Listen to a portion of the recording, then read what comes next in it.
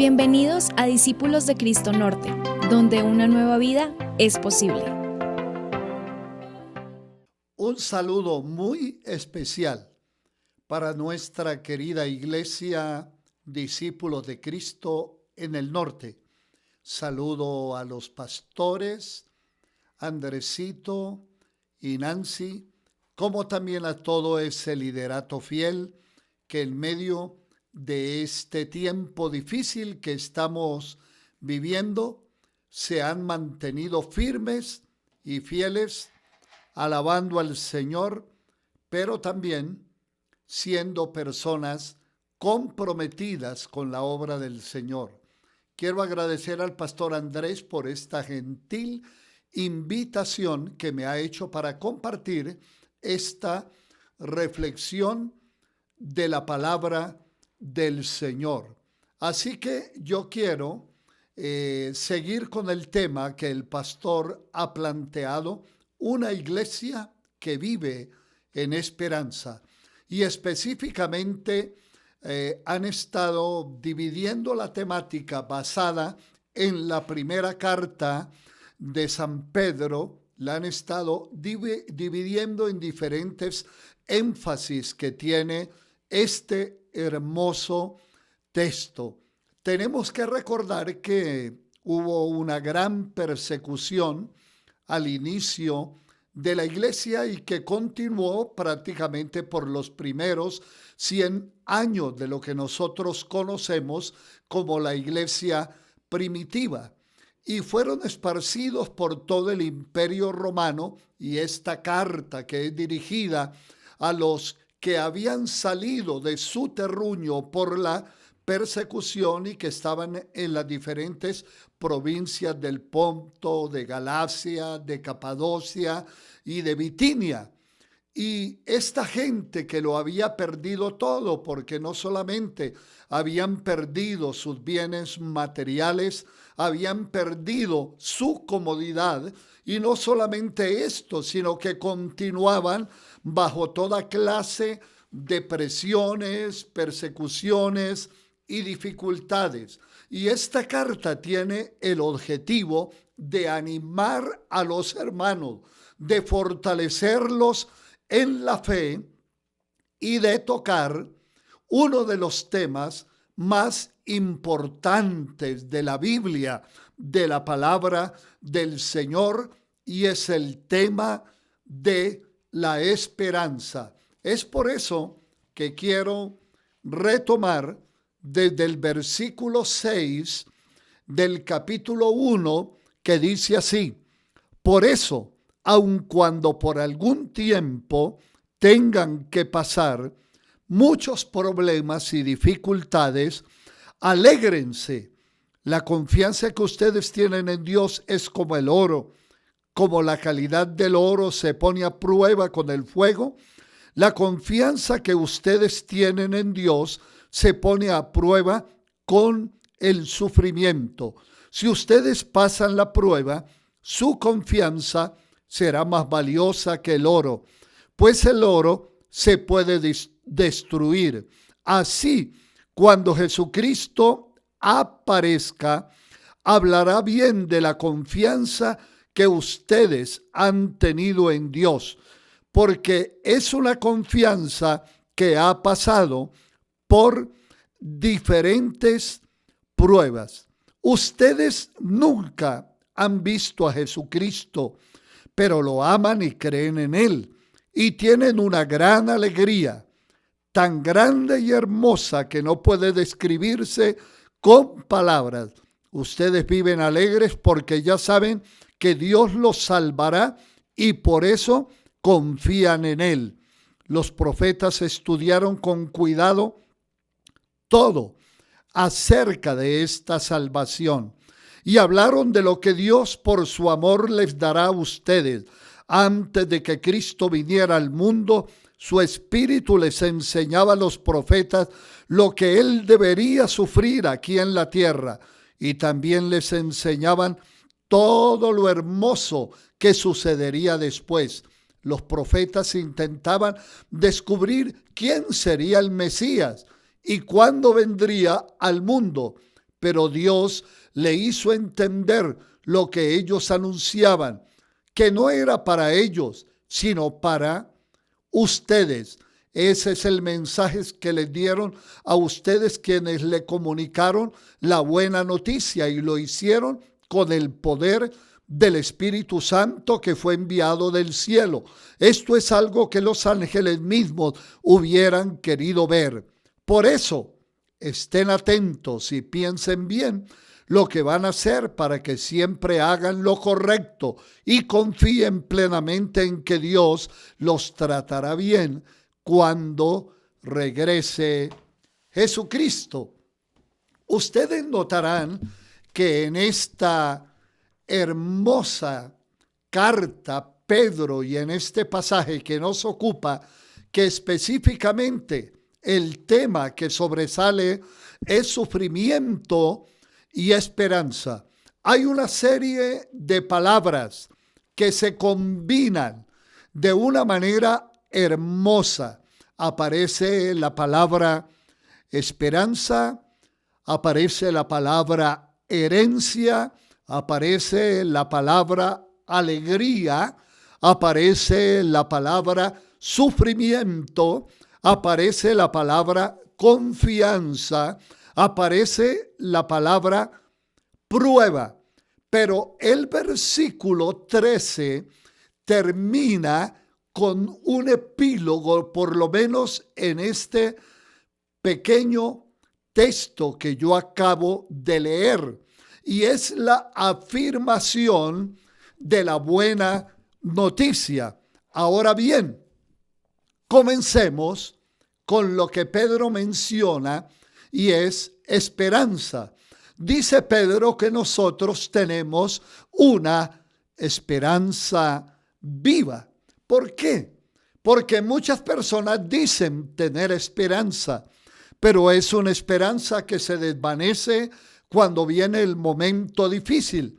Es una esperanza basada en un proyecto. Es una esperanza basada en la promesa que alguien nos ha hecho. O la esperanza que tenemos en que nuestros rendimientos económicos van a ser muy buenos. Y nos pasa como a aquel hombre de la parábola que Jesús nos habla, del rico insensato, que cuando vio que toda su cosecha era tan abundante, dijo: destruiré mis graneros y haré unos mejores. Y luego le diré a mi alma: alma mía, muchos bienes tienes para muchos años. Come, bebe, regocíjate. Pero esa noche oyó una voz que le dijo: necio, esta noche vienen a pedirte tu alma y lo que has provisto, ¿de quién será? Así que la esperanza de este hombre estaba basada en las riquezas que tenía.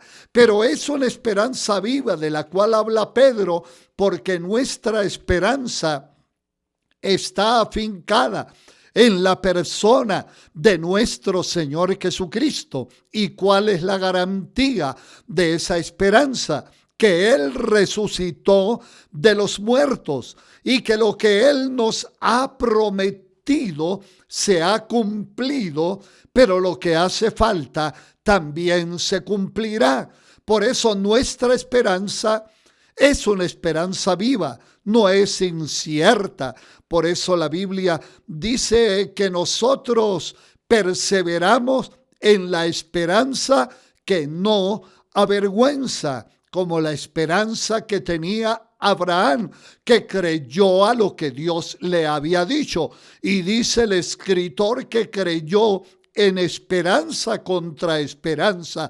¿Qué quiere decir eso? Que creyó cuando no había esperanza, y esa esperanza se convirtió en algo ciertísimo, porque él vio cómo Dios honró su fe, honró su confianza, cuando le dijo a través del ángel: detén tu mano, no le hagas daño al muchacho, porque ya he conocido tu fe, he conocido tu esperanza, tu corazón.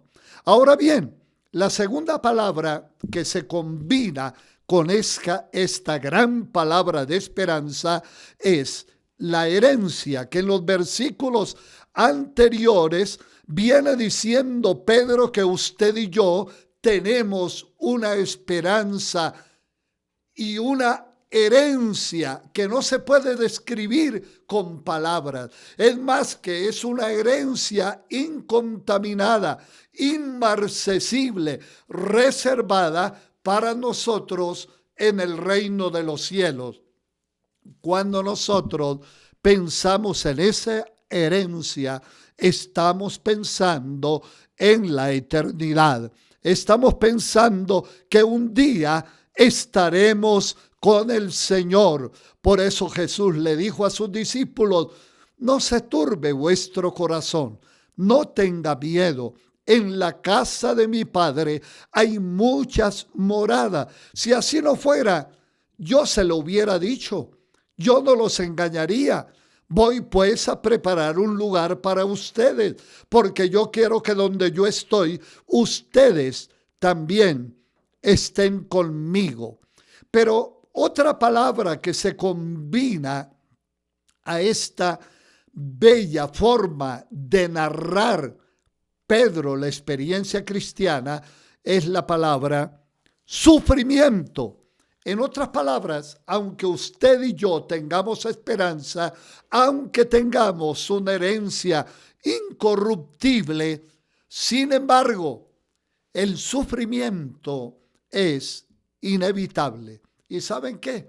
Es que el sufrimiento es inherente a los seres humanos a causa de nuestra condición de pecado y a causa de la caída del ser humano desde el huerto del Edén. El mundo quedó marcado por el sufrimiento y desde entonces hemos llevado la carga pesada, no solamente del pecado, sino de lo duro que es vivir en un mundo marcado por el pecado y por el sufrimiento. Sin embargo, el sufrimiento que la gente padece cuando no tiene esperanza y cuando no tiene una razón por qué vivir, y como dice el doctor Viktor Frankl, cuando no hay un sentido real por la vida, el sufrimiento se vuelve insoportable. Por eso en su famoso libro El hombre en busca de sentido, él nos cuenta que muchas personas se suicidaron, otros dejaron de comer en los campos de concentración, sobre todo en uno de los más terribles que fue en Auschwitz. Allí muchas personas perdieron el deseo de vivir. Y el doctor Viktor Frankl es uno de los sobrevivientes. Y él viene después a desarrollar toda una tesis sobre la teoterapia, que es sencillamente, o logoterapia, que es sencillamente aprender a vivir con sentido. En otras palabras, aprender a vivir con fe, aprender a vivir con esperanza, es soportar el sufrimiento porque hay un motivo loable, porque el sufrimiento cuando estamos en Cristo tiene sentido. Así que el sufrimiento para el creyente sencillamente lo capacita para sufrir con esperanza, pero no solamente sufrir con esperanza. También dentro de ese paquete se menciona la palabra alegría. Y usted me preguntará, pastor, ¿cómo puede uno tener alegría cuando está sufriendo? Me parece que hay un hermoso ejemplo en el libro de Isaías cuando el Señor le habla a su pueblo en medio del sufrimiento. Y el Señor les dice que ha querido a su pueblo con un amor tan grande, aún superior al amor de madre. Pero él dice, cuando la mujer está en los dolores de parto, dice que hay un sufrimiento indescriptible, pero luego que nace la criatura, ella se olvida de su sufrimiento, de sus dolores de parto, porque sencillamente ha sido un instrumento para dar a luz la vida. Y cuando ve a ese bebé hermoso, ella lo toma en sus brazos, ella se regocija, aunque su cuerpo está maltratado y con dolores. La alegría de la vida hace entonces que el sufrimiento se mitigue. Es por eso que el apóstol dice: hermanos, tened por sumo gozo cuando os halléis en diversos sufrimientos, sabiendo que la prueba de vuestra fe produce paciencia, y la paciencia esperanza, y la esperanza no avergüenza, porque el amor de Dios ha sido derramado en nuestros corazones. Así que nos alegramos, no porque seamos masoquistas, no. Nos alegramos porque hay una fuerza sobrenatural en nosotros, mucho más poderosa que el sufrimiento, y eso se llama el gozo del Señor. Es por eso que el apóstol Pablo, cuando está en la cárcel, le escribe a los hermanos de Filipos, los filipenses, y les dice: hermanos, otra vez os digo, regocijaos en el Señor. Y se lo repito, regocíjense en Él. Y él está escribiendo desde una cárcel. La iglesia está triste porque su líder ha sido encarcelado. ¿Cómo es posible eso? Eso solamente es posible cuando el gozo del Señor está en nuestros corazones. Pero la otra palabra que sobresale es la palabra confianza. Dice el versículo 7, la confianza que ustedes tienen en Dios es como el oro. Así como la calidad del oro se pone a prueba con el fuego, la confianza que ustedes tienen en Dios se pone a prueba con los problemas. Si ustedes pasan la prueba, su confianza será más valiosa que el oro, pues el oro se puede destruir. Nos está hablando de uno de los metales más preciosos, que es el oro. Sin embargo, el oro es perecedero, pero la confianza que nosotros tenemos en Dios nos garantiza que nuestra bendición y nuestra herencia será imperecedera. ¿Qué quiere decir eso? Que la confianza que tenemos en Dios supera cualquier cosa que usted se pueda imaginar. Confianza es mantener usted su mirada siempre puesta en Cristo. El escritor de los Hebreos nos dice: hermanos, nosotros también, teniendo en derredor nuestro tan grande nube de testigos, despojémonos de todo el peso y del pecado que nos asedia. Miremos tantos testigos que tenemos frente a nosotros y pongamos los ojos en Jesús, el autor y consumador de la fe, el cual por el gozo puesto delante de él sufrió el oprobio. Y dice: y se sentó a la diestra de Dios Padre. Y agrega: considerad aquel que sufrió tal contradicción de pecadores, para que vuestro ánimo no se canse hasta desmayar. Mantener la confianza es mantener la entereza de carácter, es mantener la mirada en Cristo. Mantener la confianza es seguir confiando en las promesas del Señor, porque fiel es el que lo prometió. Y la palabra de Dios dice que nuestra fe y nuestra confianza es como firme ancla del alma. Es por eso que no desmayamos. Pero otra de las palabras que se combinan con esperanza, herencia, sufrimiento, confianza, es la palabra prueba. Y acaba el apóstol de colocar el ejemplo, que el oro tiene que pasar por el fuego. Y el fuego hace que las impurezas, que la escoria salga del precioso metal.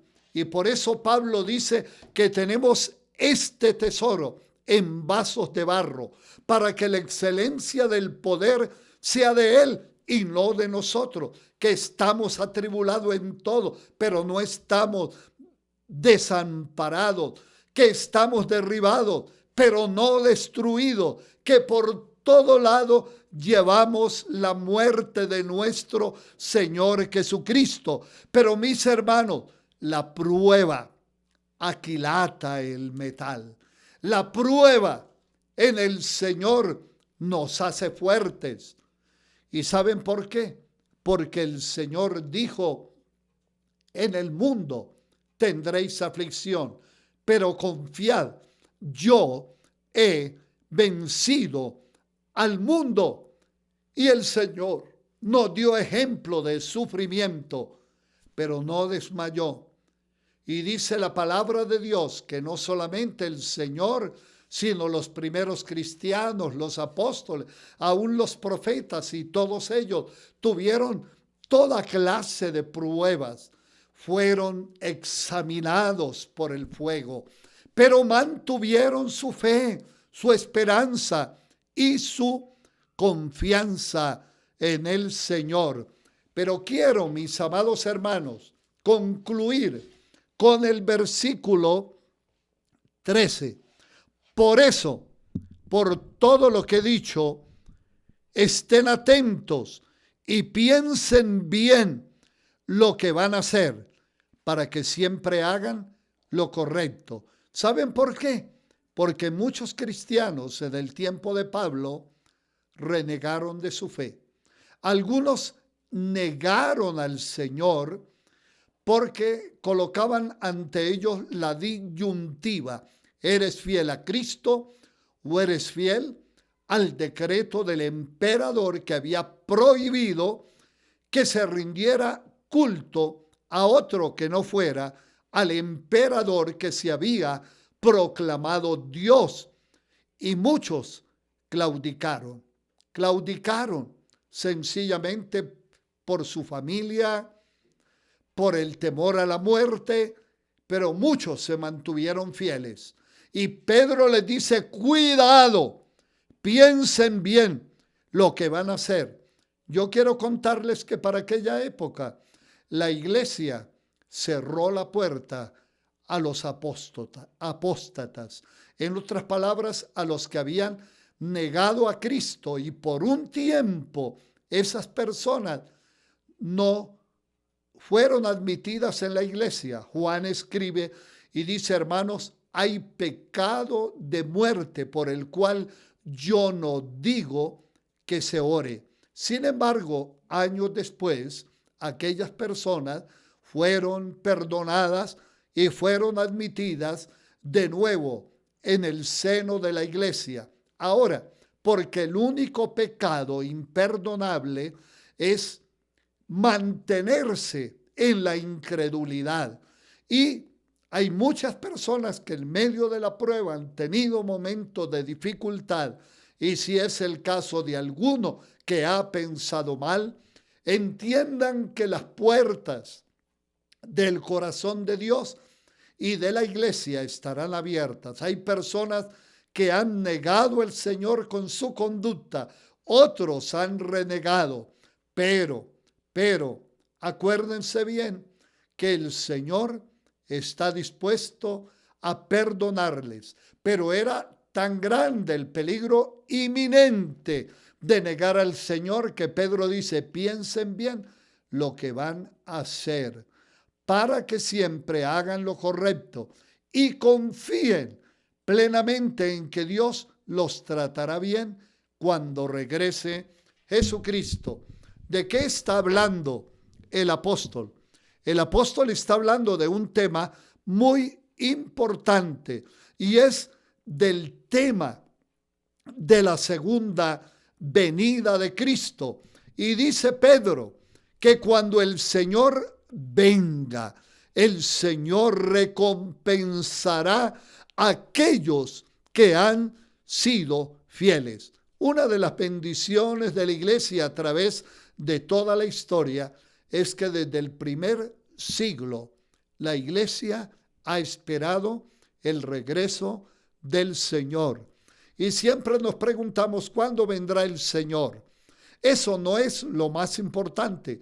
Lo más importante es que el Señor va a venir. Y cuando Pablo le escribe a los tesalonicenses, que también están pasando por momentos de desaliento, él les dice, hermanos, no se entristezcan como la gente que no tiene esperanza, porque si creemos que Cristo murió y resucitó, el Señor vendrá con todos los que ya han muerto en él. Porque les decimos esto en palabra del Señor, que nosotros, los que vivimos, los que hayamos quedado hasta la venida del Señor, no tomaremos delantera a los que ya han muerto, porque el mismo Señor con voz de mando, con voz de arcángel, con trompeta de Dios, descenderá del cielo y los muertos en Cristo resucitarán primero. Él está anunciando que hay una esperanza bienaventurada y es el regreso de Cristo, lo que llamamos nosotros la segunda venida. Estos días hay muchas personas que están hablando y colocando señales y señalando al anticristo y a veces produciendo hasta pánico en la gente. Mis hermanos, el mensaje de la Biblia siempre es un mensaje de esperanza. El Señor vendrá en su momento. Mientras tanto, nos corresponde a nosotros seguir viviendo en esperanza, seguir viviendo en fe, no perder la alegría, soportar el sufrimiento, pasar por la prueba y, como dice aquí la palabra, tomar decisiones sabias para que cuando Cristo regrese, dice aquí Pedro, nos trate bien y nos diga, buen siervo y fiel. En lo poco fuiste fiel, en lo mucho te pondré. Entra en el gozo del Señor. Mi hermano, tú que has perdido el trabajo, que tu empresa de pronto se ha ido a la quiebra, no pierdas la esperanza, no pierdas la confianza en el Señor, porque nuestra confianza no está en el descubrimiento de la vacuna, ni en los mesías que se autoproclaman. Nuestra esperanza está en Dios. Dice la Biblia, bienaventurados los que confían en el Señor, porque los que confían en el Señor son como el monte de Sión, que no se mueve, sino que permanece para siempre. Como Jerusalén está rodeada de montañas, así el Señor está alrededor de su pueblo, desde ahora y para siempre. Que así nos ayude el Señor. Señor, te queremos dar gracias por tu palabra. Gracias, Señor, porque tu pueblo vivimos en esperanza, porque confiamos en tu segunda venida y afirmamos nuestros corazones. Nos llenamos de fe, de esperanza, de alegría, de paciencia. Ayúdanos a soportar la prueba, para que ese día glorioso, cuando tú vuelvas, nosotros te podamos mirar cara a cara y poder decir como el himnólogo, valió la pena sufrir por Cristo.